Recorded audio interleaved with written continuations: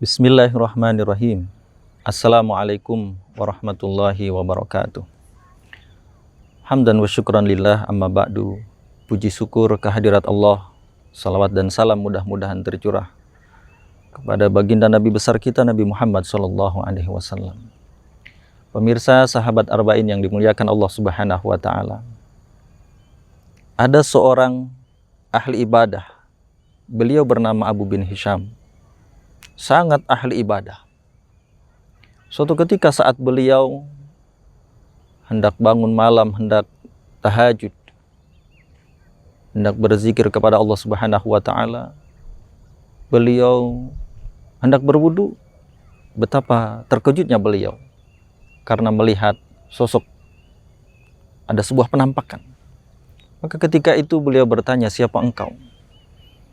Maka sosok itu menjawab, "Aku adalah malaikatnya Allah Subhanahu wa taala." Betapa senang, terkejut dan kagetnya sahabat Abu bin Hisham. Sebab saat beliau hendak melaksanakan qiyamul lail, tahajud, ruku sujud kepada Allah, beliau didatangi oleh malaikatnya Allah Subhanahu wa taala. Kemudian sahabat Abu bin Hisham ini bertanya kepada sang malaikat. Karena malaikat ketika itu sedang membawa buku besar. Maka ditanya oleh Abu bin Hisham, "Wahai malaikat, gerangan buku kitab apa yang kau bawa itu?" Maka malaikat menjawab, "Buku ini berisi nama-nama orang yang mencintai Allah dan dicintai oleh Allah Subhanahu wa taala."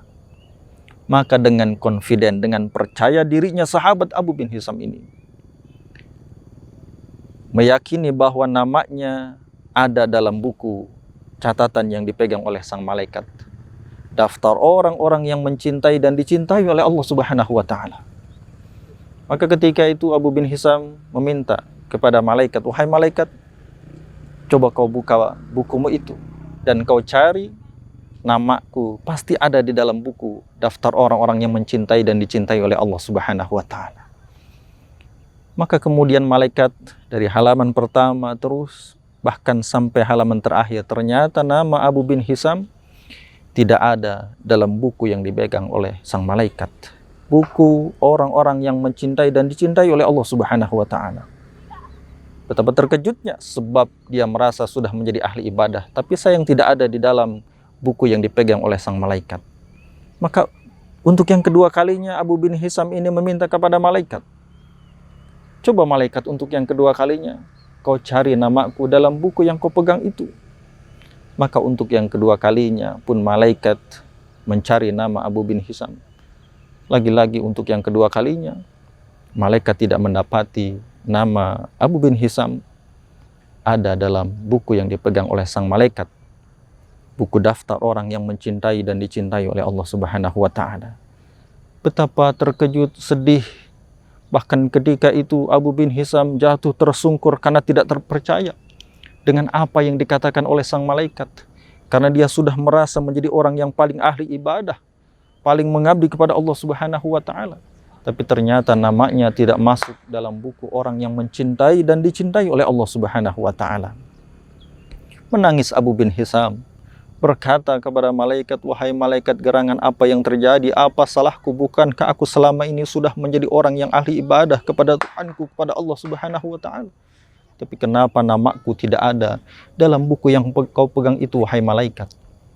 Malaikat pun menjawab, "Wahai Abu bin Hisham, bukan aku tidak melihat engkau ruku sujud kepada Tuhanmu, kepada Allah Subhanahu wa taala.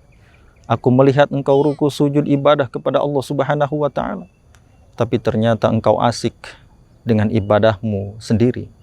Engkau tidak peduli di sekelilingmu, tetanggamu, saudaramu, sahabatmu dalam keadaan susah. Bahkan ada yang tidak makan, engkau tidak pedulikan. Engkau hanya asik ibadah kepada Tuhanmu, kepada Allah Subhanahu wa taala.